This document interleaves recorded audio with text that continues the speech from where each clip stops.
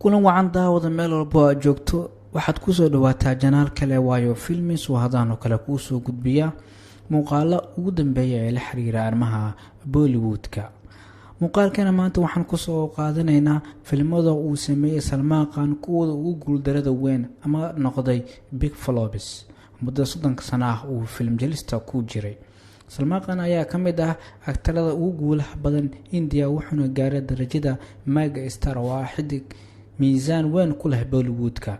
filimadiisana midka ugu falabsan waayadan kor ay u dhaafayeen 100 crore halka xidigada qaar ay ku adag tahay in filmadooda guulaha gaara ay gaaraan darajadaasi.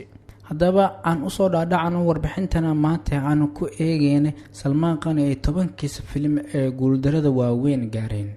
filimka koowaad waa Marigold. filimkan ayaa magaciisa ah dahab laakiin wuxuu ku fashilmay inuu lacag macquul ah ka sameeyo box office-ka. filimkan ayaa soo xareeyay 1 crore wuxuu noqday mid burburay. filimka labaad waa Good to See Great Ho. filimkan waa mid leh qeybo madadaalo aan sida u burneyn wuxuuna soo xareeyay 13.5 crore wuxuu noqday mid guul dareystay.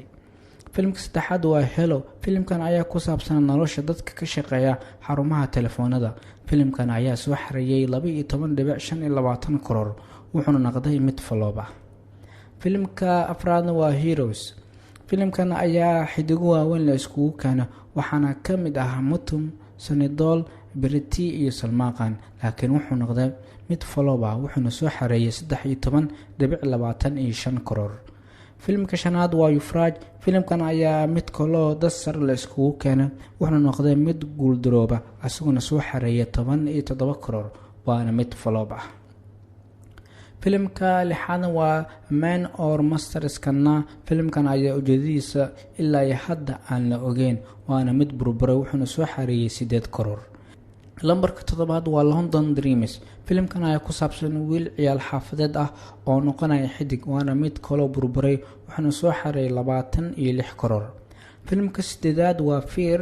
filimkan ayaa waxaa lagu soo caanbixiyay Zareen Khan wuxuuna soo xareeyay 37.5 crore waana mid noqday below average ama guul aan sida u weynan gaaray. 9 Tubeless. marka sida dhabta ah loo fiiriyo waxa la dhahaa waa filimka uu Salman Khan isku day inuu film jaliin ku sameeyo wuxuuna soo xareeyay 121 crore waana mid guul dhaxaad ah gaaray.